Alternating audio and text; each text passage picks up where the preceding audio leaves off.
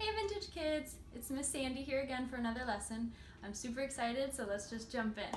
So, in the past weeks, we've been learning about living life for the glory of God while you're in exile. And just a reminder, exile means that you're in a kingdom that's not your own. You're in a place that you're not used to. So you're not in your normal house, with your normal neighborhood, with your normal people, and so you're just in a place that you're not super comfortable, a different kingdom. And so Daniel and his friends, we've been learning about them living in exile and living life in a kingdom that's not their home. And as they do that, in all these stories, we're learning how they lean in and trust God and obey Him, and how God uses them, even in this foreign kingdom, for His glory. So last week specifically, we talked about how God used Daniel to teach the kings of Babylon about how all these earthly kingdoms are made by man, or are not made by man. Sorry, how all these earthly kingdoms aren't made by man, but they're made because God allowed them to be made. So God's in control of everything. And last week, we talked about how God used Daniel to show the king that through his dreams. So our big picture question right now is still, how can we glorify God? And the answer is by loving Him and obeying His commands.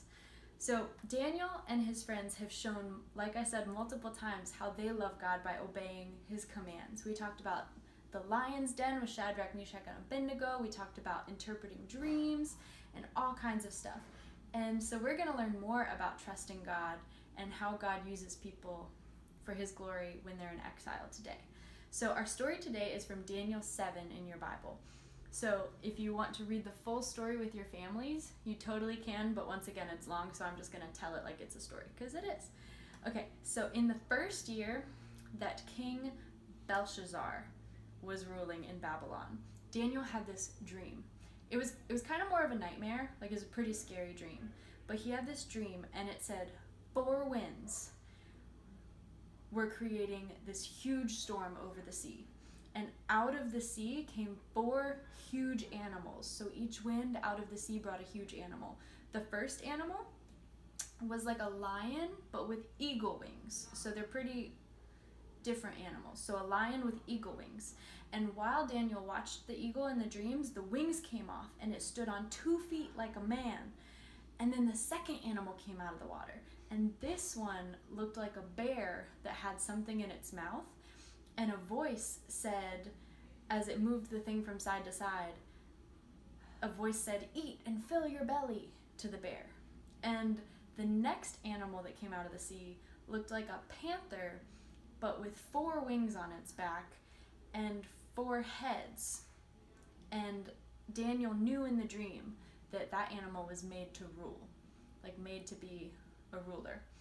And then the 4th animal appeared, and this was like the biggest of all the animals. It was this big monster with 11 horns and super sharp teeth made of iron. And so it was this crazy big creature, way bigger than all the other ones. And as he looked at it, he was like, this one's different than the other animals. And he saw it stomping over everything. And then he saw a son of man ruling over all of these 4 animals, the 3 animals and the monster. So he saw another being come down and rule over all of them.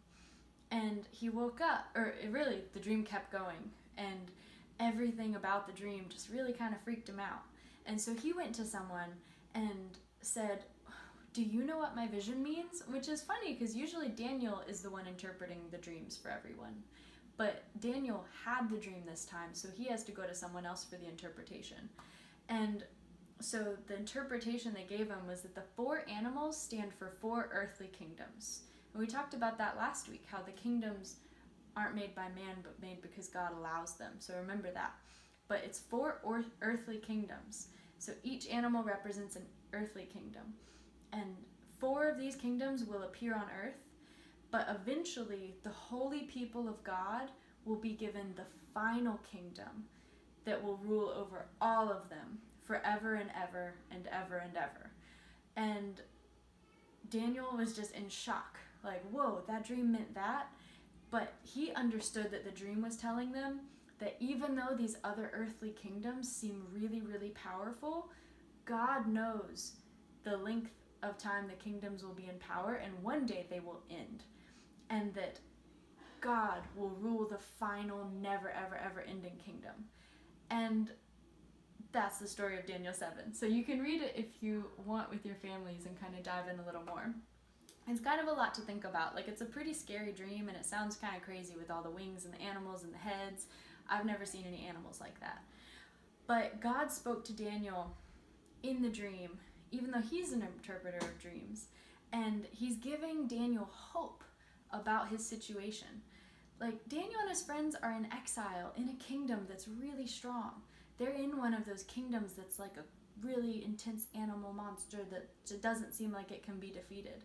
But God's dream is showing them that God is going to rule over all the kingdoms in a never-ending kingdom. And that's an awesome thing for someone living in exile. It's like, this kingdom's not going to last forever. We're not going to be in exile forever. Our God's going to rule forever and ever and ever. And so it's just kind of a re-promise. Like, all throughout the Old Testament, God promises his people that he's going to rule the earth and they will be his people. And that's a hard thing to remember when you're in exile.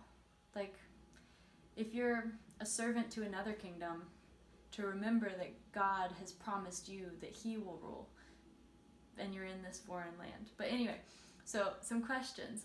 What did God dream, or what did Daniel dream about that represented the earthly kingdoms? Do you remember? The animals. The 3 animals and the monster animal. They're all kind of hybrid animals. They're pretty weird. But he dreamed about them and how they were all a picture of the earthly kingdoms. And we've had so many of those. Like, we're in an earthly kingdom right now, kind of. So it's just all these like kingdoms that ruled the people and thought that they were in power.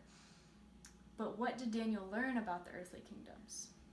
He learned that God's forever promise is that he will be the main kingdom that lasts, not all these other earthly kingdoms. And so think about what that means about God's kingdom. Just like read the story again with your family, or rewatch the video, because it's a pretty crazy dream. And just think about God's forever kingdom and how Jesus has made a way for them. Jesus is the king of that ultimate forever kingdom. It's here, and all we have to do is remember that. So anytime we think something else is ruling over us, anytime we feel like we're enslaved by something that we think is really powerful, we have that hope and promise that Jesus' kingdom is arriving. It's here, and Jesus is the ruler over all kingdoms. And so it just gives you hope that there's nothing that Jesus can't conquer, because he's sitting on his throne in heaven. And all of this is pretty intense and weird. And so if you have any questions about it, I encourage you to talk to your families, or if they don't really know, then you and your families can reach out to someone at Vintage and they'd love to talk to you about it.